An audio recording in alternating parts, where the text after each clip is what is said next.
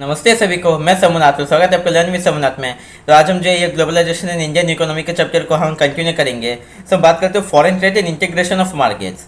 सिर्फ जो integration of markets हो रहा है, जो फॉरेन ट्रेड मतलब जो फॉरेन कंट्री से एक कंट्री में गुड्स आ रहा है, सिर्फ इस कंट्री से जो दूसरे कंट्री में जो गुड्स जा रहा है, तो इससे जो इंटीग्रेशन हो रहा है, इससे से किसको फायदा हो रहा है, किसको हानि हो रहा है और इसका रीज़न क्या है, इसके बारे में हम पढ़ते हैं।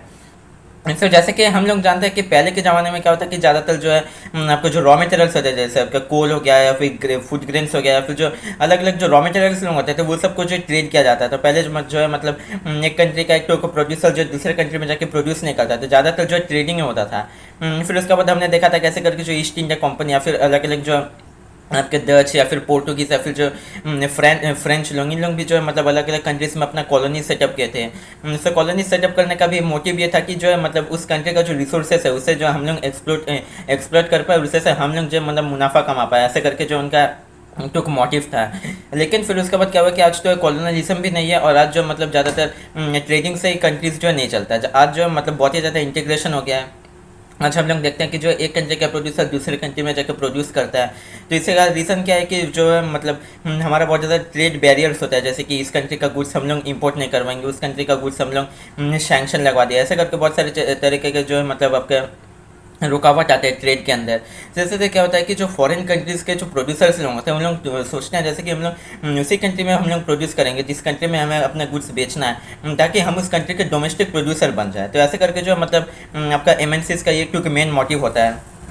तो उसके बाद क्या होता है कि इससे से प्रोड्यूसर्स भी जो है मतलब एक दूसरे से बहुत ही क्लोजली जो कॉम्पीट कर पाते हैं। जो लोकल प्रोड्यूसर्स लोग होते हैं और उसके साथ जो फॉरेन कंपनीज जिन लोग की उस कंट्री में अपना प्रोडक्शन सेटअप किया, उन लोग बहुत ही क्लोजली जो कॉम्पिटिशन करते हैं। और फिर जिन लोग बायर्स होते हैं उन लोगों के लिए भी बहुत ही ज़्यादा चॉइस बढ़ जाता है, क्योंकि पहले जो है मतलब बस जो डोमेस्टिक जो इंडस्ट्रीज थे उन लोग जो सब प्रोड्यूस कर रहे थे उसी से उन लोगों को अपना चीज़ उन लोग चलाना पड़ रहा था, उसी को उन लोगों को खरीदना पड़ रहा था। लेकिन हमें क्या हो रहा है कि फॉरेन कंपनी आके वहाँ पे जो है मतलब अपना मार्केट से जब क्या वहाँ पे प्रोडक्शन कर रहे हैं, इससे क्या हो रहा है कि उन लोगों को बहुत ही ज़्यादा चॉइस भी मिल गया है। अभी उन लोग क्या करेंगे, फिर उसके बाद रेट भी कम जाएगा, क्योंकि अगर दोनों अगर कॉम्पिटिशन कर रहे हैं तो उससे क्या होगा कि उन लोग अपना रेट को कम से कम रखने का कोशिश करेंगे। इससे क्या होगा कि मतलब किसी एक ही प्रोड्यूसर का मोनोपोली नहीं होगा मार्केट में। ऐसे करके जो अभी जो कंज्यूमर लोग होते हैं उन लोगों को बहुत ही ज़्यादा इससे से मतलब मुनाफा मिलता है, उससे से उनको बहुत ही ज़्यादा प्रॉफिट होता है। बल्कि प्रोड्यूसर्स लोग क्या करेंगे, प्रोड्यूसर्स लोग बहुत ही क्लोजली जो कॉम्पीट करते हैं। तो यहाँ पे जो हमें एग्जांपल दिया चाइनीज़ टॉयज़ इन इंडिया का। जो चाइना के जो टॉयज़ होते हैं हम लोग ज़्यादातर जो इंडिया के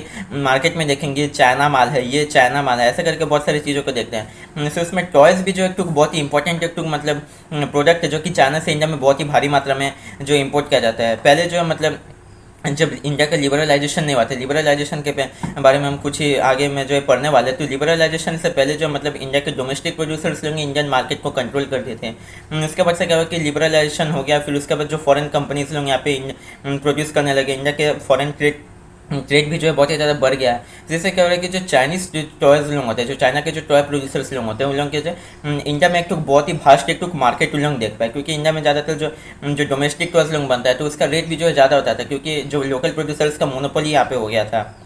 चाइनीज़ जो टॉय प्रोड्यूसर्स लोग होते हैं उन लोग जो सस्ते माल से चीज़ों को बनाएंगे और फिर उसके बाद वो ज़्यादा ड्यूरेबल भी नहीं होगा, वो जो है मतलब बहुत ही जल्दी जो है ख़राब भी हो जाएगा। इसी से इसके उन लोग क्या कर सकते हैं, उन लोग सस्ते रेट में उन लोग बेच सकते हैं। इससे से क्या हुआ कि उन लोग जो इंडिया में एक तो बहुत ही बड़ा एक मार्केट देखे जहाँ पे कि उन लोग जो है सस्ते में अपने चीज़ों को बेच सकते हैं। ऐसे करके वो इंडिया में आ गए। फिर धीरे धीरे क्या हुआ, बस एक ही दशक के अंदर, बस 10 साल के अंदर ही जो है 70% जो इंडिया के जो टॉय मार्केट्स होते हैं वो सब पूरे चाइना प्रोडक्ट में भर गए। ऐसे हो गया।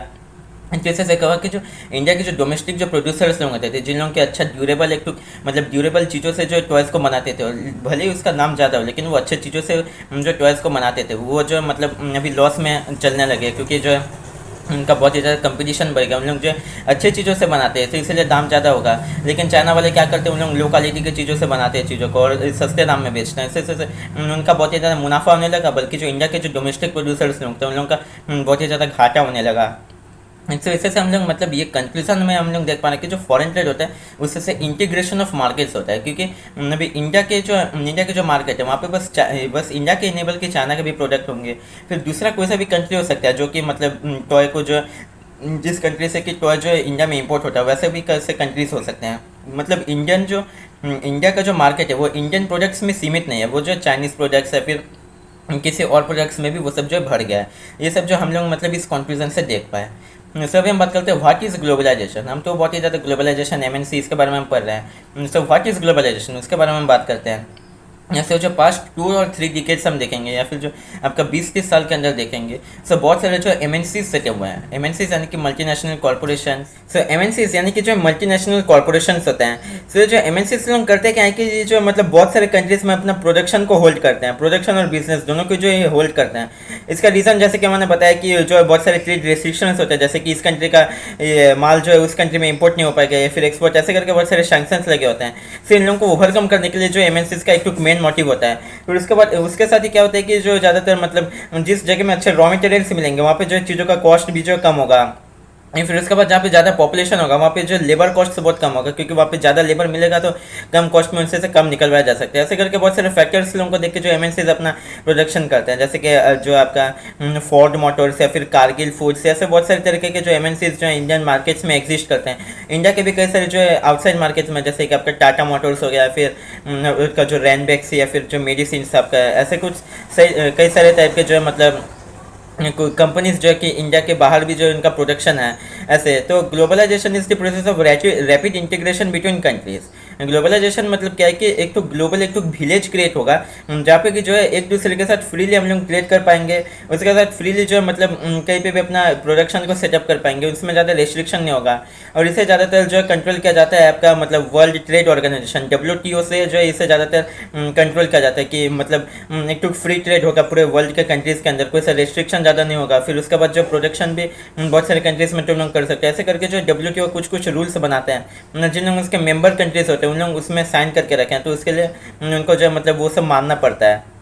फिर उसके बाद जो अभी हम देखते हैं कि ज़्यादा से ज़्यादा गुड्स और सर्विसेज जो है मतलब इंटर कंट्रीज़ के अंदर जो है मतलब ट्रांसफ़र हो जा रहा है। ज़्यादा से ज़्यादा गुड्स और सर्विसेज, जैसे कि आपका जो IT हो गया या फिर अलग अलग तरीके के सर्विसेज हो गए, आपके एयरलाइंस या फिर ट्रांसपोर्टेशन, ऐसे कई सारे तरीके के सर्विसेज या फिर जो गुड्स हो गए वो सब जो ज़्यादा से ज़्यादा कंट्रीज़ के अंदर जो मतलब इंटरलिंकिंग हो रहा है। तो उसके साथ क्या हो रहा है कि मतलब पीपल लोग तो ज़्यादातर एक दूसरे कंट्रीज़ में मूव नहीं कर सकते, क्योंकि जो मतलब बहुत सारे जो आपके माइग्रेशन होते थे उन लोगों को जो रोक लगाया जा रहा है कि इस कंट्री के मतलब जो कंट्री इंटर कंट्री के अंदर जो पॉपुलेशन का जो मतलब ट्रांसपोर्टेशन होता है उसे जो ज़्यादातर कंट्रीज लोग मतलब बर्दाश्त नहीं करते हैं। इससे क्या होता है कि मतलब जो MNCs लोग होते हैं वो लोग जिस कंट्री में ज़्यादा पॉपुलेशन होता है वहाँ पर जो अपना फैक्ट्री सेटअप करेंगे, जहाँ पे ज़्यादा अच्छा रॉ मटेरियल्स भी मिलेगा। सब हम बात करते हैं फैक्ट्रीज रहते हैं बनेबल ग्लोबलाइजेशन।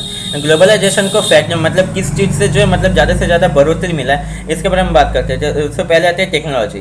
सो रैपिड जो मतलब इम्प्रूवमेंट इन टेक्नोलॉजी होता है, क्योंकि हम लोग मतलब पहले जो है भारी भरकम मेटल से जो चीज़ों को बनाते थे, जैसे कोई शिप हो गया या फिर ट्रेन हो गया, लेकिन अभी जो है हल्के मेटल से, जैसे क्योंकि एलुमिनियम हो गया या फिर ऐसे हल्के हल्के चीज़ों से जो है मतलब हम लोग चीज़ों को बनाना स्टार्ट कर दिया। तो इससे से क्या हो रहा है कि जो मतलब हल्का चीज़ है तो उससे से जो ट्रांसपोर्टेशन का जो फ्यूल का जो यूज़ होगा वो भी थोड़ा कम ही होगा।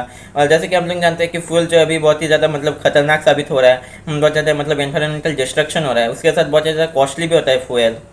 तो इसका जो है मतलब इसके ये और ज़्यादातर जो फॉसिल फ्यूल से यूज़ होता है, तो फॉसिल फ्यूल्स के ऊपर से डिपेंडेंस को कमाने के लिए उसका जो मतलब यूज़ को भी कमाना पड़ेगा, और इसके लिए जो हल्के मेटल्स का इंट्रोडक्शन हुआ है। फिर उसके बाद ज़्यादा से ज़्यादा बड़ा बड़ा शिप हो गया। फिर उसके बाद कॉन्टेनर्स जो एक बहुत ही अच्छा टेक्नोलॉजी जो कि इंट्रोड्यूस हुआ है। तो कॉन्टेनर्स होता है क्या है कि आप लोग देखे होंगे जो आपके जो कार्गो शिप्स होते हैं, जिसमें कि मतलब चीज़ों को इंपोर्ट एक्सपोर्ट करने के लिए जो हमके जो कार्गो शिप्स होते हैं उसके अंदर बक्से मतलब पूरा बक्से जो हज़ारों हज़ार संख्या में पूरे बक्से भरे होते हैं। तो वो जो बक्से लोगों को हम लोग कॉन्टेनर्स बोलते हैं। जो कॉन्टेनर्स होता है इसके अंदर हम लोग कोई से भी चीज़ को जो रख सकते हैं और इससे जो ट्रांसपोर्टेशन कर सकते हैं। फॉर एग्जाम्पल अगर मैं आपको बोलूँ कि जो है मतलब कार को एक्सपोर्ट करना है बिना कॉन्टेनर्स के, सब लोग क्या करेंगे, बहुत सारे कार्स को जो है मतलब शिप में पूरा रखना पड़ेगा। फिर उसके ऊपर लेयर में तो आप लोग और नहीं रख सकते, मतलब जो शिप का जो सरफेस है उसी के ऊपर जो हम लोग कार्स को रख सकते हैं। लेकिन इसके बदले अगर हम लोग कंटेनर्स में कार्स को भर लेंगे, सो एक लेयर में ये कंटेनर्स भर गया, उसके ऊपर ऐसे करके बहुत सारे जो कंटेनर्स के लेयर फॉर्म हो गएंगे और उसके साथ बहुत ही सारी चीज़ जो है एक साथ जो है ट्रांसपोर्टेशन हो पाएगा। सो ये कंटेनर्स का भी एक बहुत ही अच्छा एक टेक्नोलॉजी है। फिर उसके बाद इंफॉर्मेशन एंड कम्युनिकेशन टेक्नोलॉजी जो IT जिसको बोला जाता है। इससे क्या हो रहा है कि मतलब इंस्टेंटली लोगों के अंदर एक तो डिजिटल जो ट्रेनिंग होता है वो जो है मतलब बहुत ही ज़्यादा इसका एक अच्छा एक मोटिव है। इससे से क्या होता है कि हम लोग जो पैसों का ट्रांसफ़र करेंगे बिना कोई सा कैश के यूज़ के, जैसे कि आपका जो ई बैंकिंग हो गया उससे से हम कर सकते हैं। फिर उसके बाद चीज़ों का ऑर्डर देंगे हम लोग फ़ोन से, ना कि ये चिट्ठी लिख के या फिर ऐसे करके जो मतलब ट्रांसपोर्टेशन किया जाता है तो पहले के ज़माने में वैसे नहीं होता। तो इन्फॉर्मेशन टेक्नोलॉजी भी बहुत अच्छा है, जैसे कि आपका जो टेलीकॉम फैसिलिटीज़, फैक्स या फिर कंप्यूटर्स, टेलीफोन्स, ऐसे बहुत सारी चीज़ें जो इसमें इंट्रोडक्शन हुआ है। फिर उसके बाद जो सैटेलाइट कम्युनिकेशन सिस्टम, जिससे से कि एक कंट्री से मतलब एक जगह से दूसरे जगह के लोगों के अंदर जो बात करा जा सकता है, जिससे से कि जो सिग्नल ट्रांसफर होगा वो मतलब थोड़ा सा अच्छा होगा। ये भी एक तो बहुत ही अच्छा इंट्रोडक्शन हुआ है। ऐसे करके जो मतलब कई सारी टेक्नोलॉजीज हैं जिससे से कि जो मतलब ग्लोबलाइजेशन को बढ़ोतरी मिला है। सो आज के वीडियो ये पे ख़त्म करते हैं, मिलते हैं अगले वीडियो में, तब तक के लिए धन्यवाद।